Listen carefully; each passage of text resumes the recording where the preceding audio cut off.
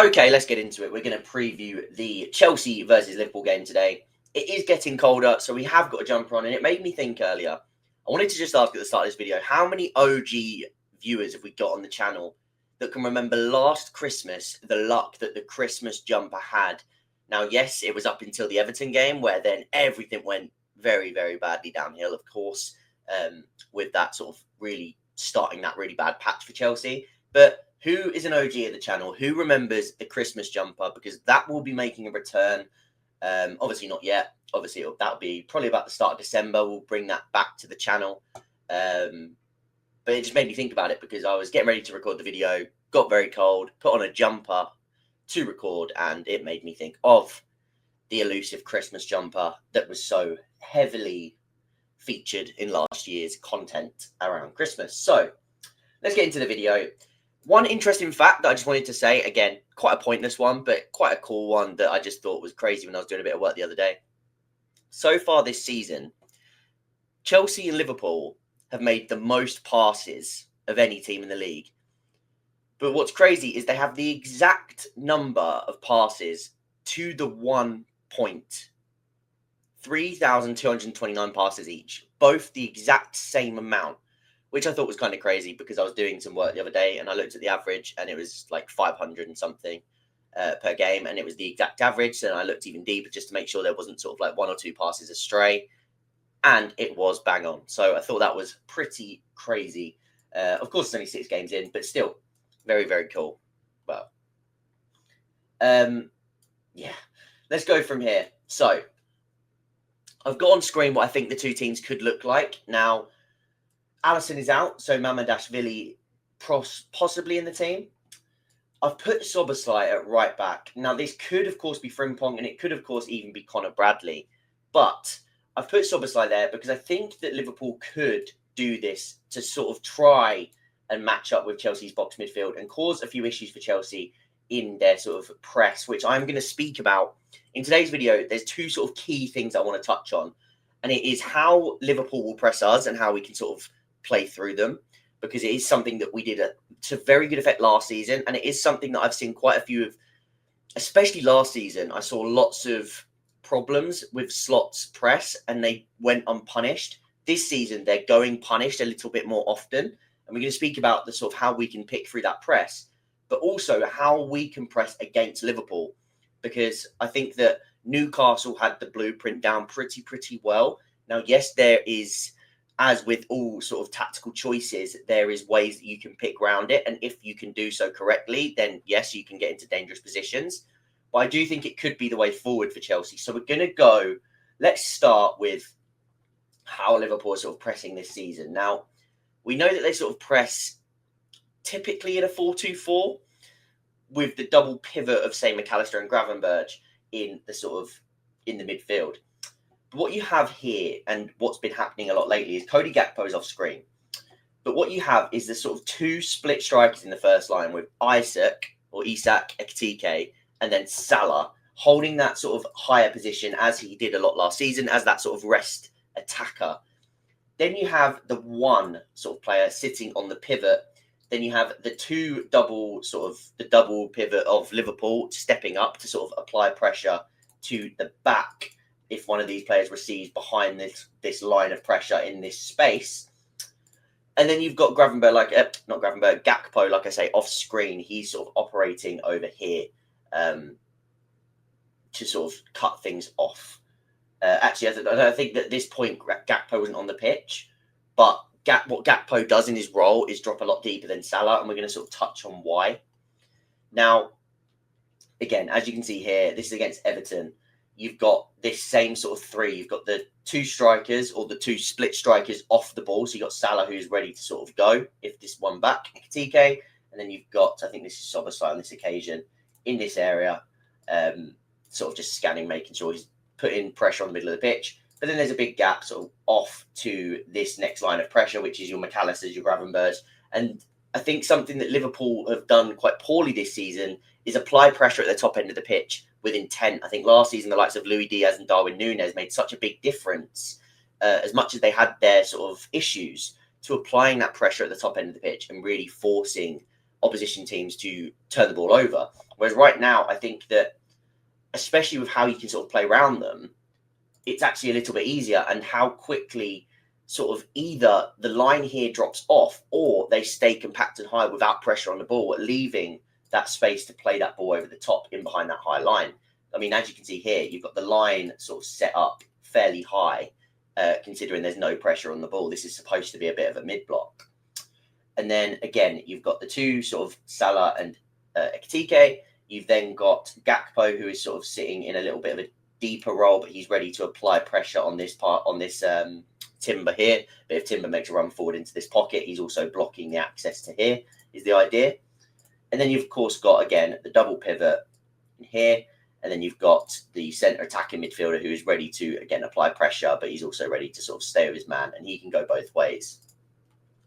Now, what is interesting to me with how, especially how Arsenal sort of built up against Liverpool, is, again, pretty much you can see the same thing here. You almost see a 3-3, right? With the two split strikers, the attacking midfielder, and then you've got the double pivot, but then you've got Gakpo having to drop in and sort of follow that secondary pocket player with Marino in there. And I think Arsenal were really easily able to sort of circulate play and really have their own way in build-up when they were sort of going with this 3-2 sort of box midfield. And this is probably the most where you can see the sort of 2-4 in the front line. And I think Chelsea can really get at this Liverpool structure within our own 3-2 structure. Now, yes, we've been playing really, really well with the sort of 2-3 structure as of late, pushing the fullbacks on, having a bit more rotation, fluidity in those inverted roles, sort of, and the pockets higher up with, say, Enzo and Andre in the last two games, or at least in the Brighton game with Andre, and then against Benfica, it was with Enzo and Buonanotte. But I think that going back to basics is how we've sort of pulled apart this Liverpool team before.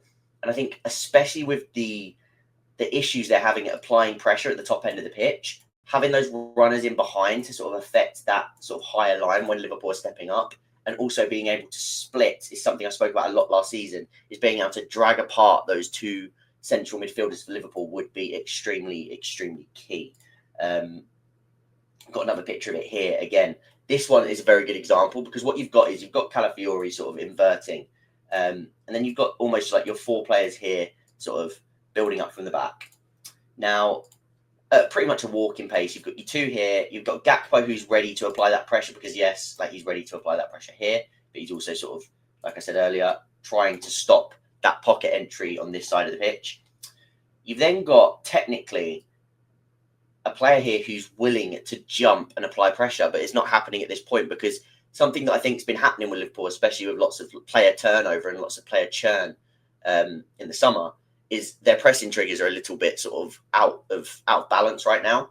So then what you've got is, if that ball does make its way through to here, you've then got McAllister, who's ready to sort of jump up and apply pressure there. And then you've got Gravenberg, of course, here.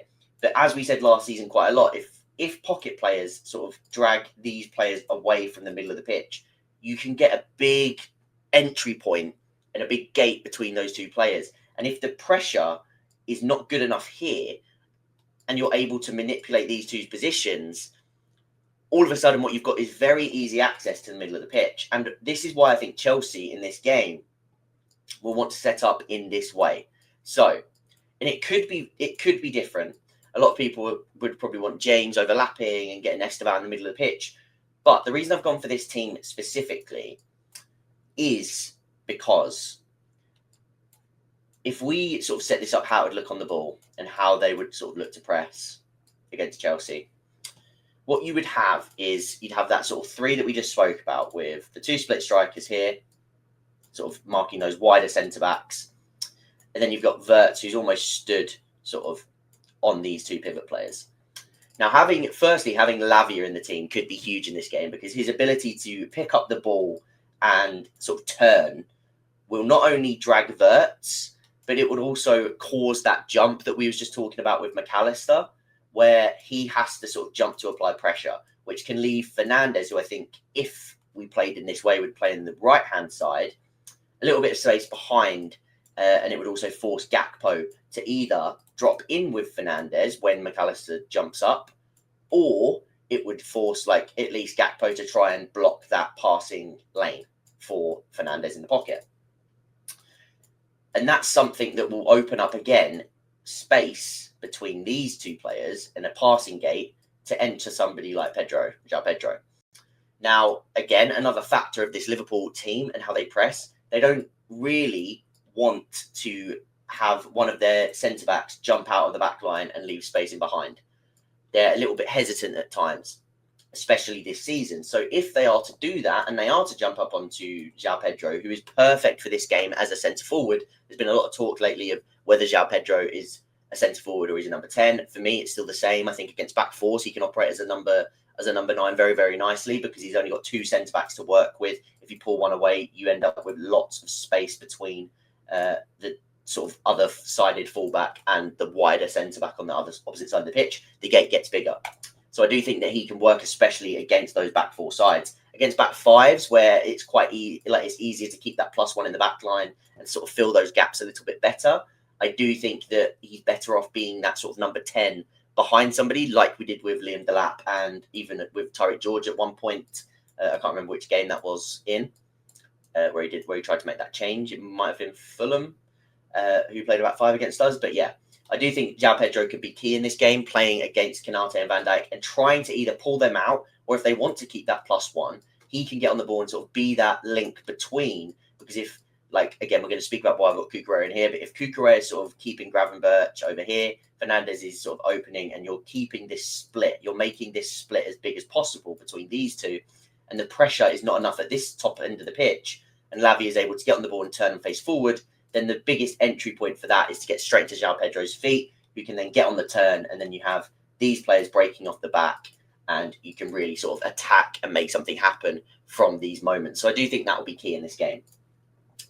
Let's speak about Cucurella's positioning and why he's a bit important to this game, because I think that a lot of people will sort of look at this and think, oh, but Cucurella being that far away from Salah, and that's the one thing I'm a bit sort of concerned about. Now, I do think Maresca could go a few different ways, and we're going to speak about that when we speak about the press in a minute, because I do think the press is very, very important when we sort of talk about this team selection for this game. But the reason I think Cucurella on this side of the pitch could be key is because I think Gakpo, as I said, with Isaac sort of looking to maybe apply pressure to Acheampong, and then Gakpo sort of presses forward. But Gakpo's role, if McAllister jumps up, he sort of plays a little bit deeper anyway. We saw it in a few of those pictures where he sort of almost looks like a 3-3. He plays a little bit deeper, even if it's not sort of, that's Marino, this is a central midfielder. That could be Enzo Fernandez, for example. This isn't with Calafiori, who's inverted as well, who's got the attention of Gravenberch.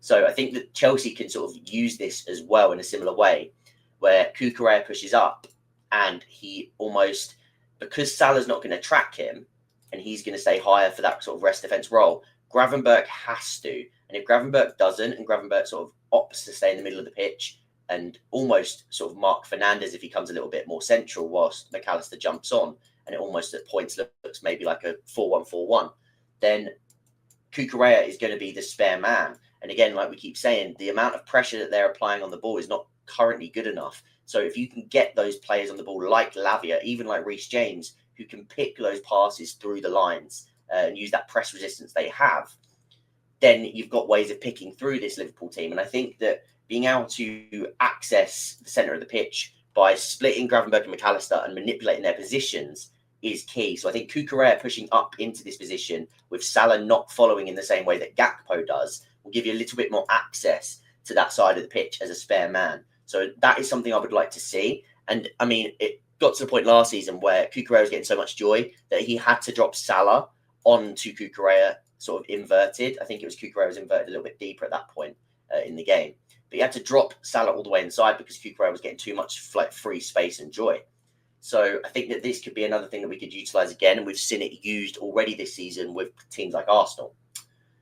Now, the press is where this team gets a little bit interesting for me, because I do think, and I wouldn't be surprised if it was Reece James in midfield and Gusto at right back purely for pressing purposes. But let's set up what I think the press is going to look like, and then we'll speak through it. Okay, so now that we've got sort of how Liverpool might set up on the ball and how Chelsea sort of would set up, let's say like their usual 4-2-3-1. Now, how I think Chelsea could approach this game is very similar to the way that I think that Newcastle approached the game against them before their red card, where I think they did extremely, extremely well. Now, firstly, Ibrahima Konate has had a lot more sort of progression emphasis playing at this right centre back role without Trent Alexander-Arnold this season. And when you can sort of split to that side of the pitch, especially if it's Frimpong here, but even if it's Szoboszlai, who's sort of looking to come inside at points and be a little bit of a nuisance in different positions, take up higher positions in the pocket. Sometimes sits in the nominal right back position, but more so just for like the team's sake rather than his own. There's a little bit more build-up emphasis on Konate and what he has to do in order for Liverpool to progress the ball down that side of the pitch. So that's something that's quite key to think of. The other thing is how you can sort of press them when it comes to that side of the pitch. And one way that they did that, especially Newcastle, was with Tino Livramento in the middle of the pitch. But again, it wasn't really always in the middle of the pitch because, like I say, sometimes Szoboszlai would sort of be in this area and Livramento would jump all the way. And you got to think this is the Liverpool right back versus the Newcastle left back. Jumps all the way onto him because Harvey Barnes is pressing onto Konate. Gordon is sort of, he's got the dual role of almost coming off of Van Dijk, starting the press. He's arcing his run to sort of cut that side of the pitch off. And either force it to go long or put it into Konate so that Newcastle can trap that side of the pitch. And I think that the idea of this is perfect, and it's something that Chelsea will be looking to exploit in this game, especially when you look at the personnel of the team. Now, the reason I think that Cucurella and the reason that Chelsea sort of play the way that they do in the press, I think that they put more emphasis on their high ground covering players. They almost look to use these other players as traps. Fernandes, even sort of Esteban at times, as traps to allow these higher pressing players, such as Cucurella, who can make that big jump, Caicedo, who can cover ridiculous space in the middle of the pitch, Gusto, another reason I think he's so heavily used under Maresca, as much as he's made some really poor mistakes on the ball and he's got quite a few sort of flaws in his game, especially defensively, he is very, very able to make those big jumps. So if you want him for the pressing purposes, you know that he's mobile, he's got an engine on him to do that. So I think that against Liverpool in this game, I think we could see something very similar because the two pressing, now with Alisson out, I would say the two pressing triggers in this game are these two here. And if you can trap that side of the pitch in the same way that Newcastle did, I think Chelsea could get quite a bit of joy winning the ball back and attacking them quickly whilst they're sort of scattered and a little bit more out position and using those transition attacks against them. So if we sort of speak about how they can set up on the ball, you've got almost that flat four and then the one pivot, and then eventually you've got players that can drop in from high to low, a little bit like what we've been using as of late, sort of 4-3-3-esque, with the fullbacks then able to sort of push on and support and take up different roles as players progressed into the second and third phases. So Pedro's role in this press would be to cut off, as we said earlier, to cut off Van Dijk, sort of make that run to pressure Mamardashvili, but make sure that that ball cannot go to this side of the pitch. You're looking to cut off Van Dijk's sort of ability to get on the ball. Then Fernandes, of course, he has to stay tied to Gravenberch because the biggest worry from this is that if they can get out through the middle of the pitch and they can find Gravenberch, who's very press resistant, can get you on the turn, and especially has that sort of power advantage over Fernandes in the press. If he can get on the turn and find these two, and Caicedo and Lavia aren't sort of attached to them, then there could be a bit of an issue and they may be able to find their way out.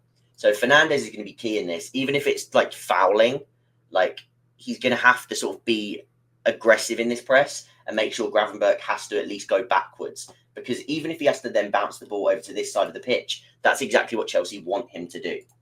So that's going to be key as well, having sort of Fernandes' role in there. So you've got Pedro cutting that side of the pitch off, Fernandes here. This is also sort of saving Esteval's defensive role, and you're forcing them onto the side of the pitch where, as we said, you're really sort of high-end pressers. That's where they are. So what then happens, as Harvey Barnes did, Neto, from a wider position, would then make the run to press Konate. He's now pressing as basically as a second striker. Cucurella then has the job of jumping, because obviously Neto's jumped onto Konate. Cucurella then has to jump onto Szoboszlai, and Badiashile has to cover over, and it almost has to shift like this. Now, again, if it's that ball is on that side of the pitch, you can imagine Lavia a little bit deeper, James a little bit in here, and they're looking to sort of cover to make sure that Chompong isn't left in a 1v1 with Isaac for too long. And of course, the access here would be key because Badiashile will have to be aggressive, because what you don't want them to do is let Salah get face up. Now, this is what Newcastle, again, they did extremely well, because this was Dan Burn, and I highlighted it in the game for a bit of work I was doing on the Liverpool-Newcastle game when the game took place, is that if Liverpool could find the access to Salah's feet and get him face up against Dan Burn, then he could be in a world of trouble. But it's the risk that you're willing to take, because if Badiashile can sort of be tight enough with him, and again, this left side of the pitch has its pressing triggers right now, and Caicedo can sort of be that extra man to either cover in here behind Badiashile, or he can sort of apply pressure on Wirtz, and you're putting a lot on him. But at this point, especially when you've got such big injuries and you're at the point where, like, how can you get a win from this game? I think putting that sort of this added responsibility on your best pressers of the ball is the best way to sort of stunt Liverpool's progression and gain from it yourself. So having this as the pressing scheme for me would work extremely well, because Cucurella, he's one of your best sort of, he can make that jump, but he's also got the timing correct. And then he can sort of make the recovery to sort of cover Salah as well. And if Chelsea can win the ball back in this side of the pitch by blocking that side off, then I do think that they can have a lot of sort of joy breaking off the back of that. So that is how I do think that we could press in this game. Now, the other sort of option is to be a bit more reserved and sort of have it where Cucurella is staying home with Salah, Neto sort of staying, and we almost sort of go into a block. And I think a lot of the time, like, that's more so for the high press. Like, once we then settle into a block, what it would look like essentially is this. You'd have your sort of more or less like this, right? A 4-4-2 block, sort of like this. Once everything sort of settles and Chelsea sort of have come away from that high press. But I do think that, especially from goal kicks, it's very, very worthwhile for Chelsea to go and take that risk, but especially when you sort of take into account the added build-up responsibility of Konate and the compounding sort of factor that Mamardashvili is in goal. Very, very good shot stopper, but again, on the ball has a few moments and can be a bit of a pressing trigger as well. So I hope that we've touched on sort of the main things that I wanted to touch on today. Let me just check. I had a few notes that I've touched on exactly what I said I was going to touch on. I think that is everything. I'll try to get to people's comments before the game. So leave any comments. It's been nearly a 25-minute video. So apologies, it's taken a little bit longer, but I sort of wanted to go over quite a few factors in it, quite a bit of detail for today's video. A comment, all of that stuff really does help me out. So big up to everybody for the support, and let me know any questions you have before the game, and I'll try to get to them, as I said, and we'll go from there. Hopefully Chelsea can get a big result against Liverpool going into the international break, and we can all chill during the international break and have some fun with a few sort of videos to speak about. Firstly, let's hope that we can make a video about how Chelsea beat Liverpool and what were the key factors determining to that. So up the Chelsea. See you guys in the next video. Thanks for all the support, and I'll see you guys next time.